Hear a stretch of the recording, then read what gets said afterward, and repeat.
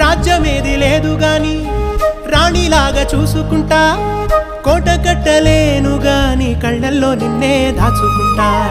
రాత ఎట్లా రాసి ఉన్నా ఆ మార్చి నీతో రాసుకుంటా. స్వర్గమంటూ ఉన్నదంటే అది నీతోనే ప్రతిరోజు పంచుకుంటా.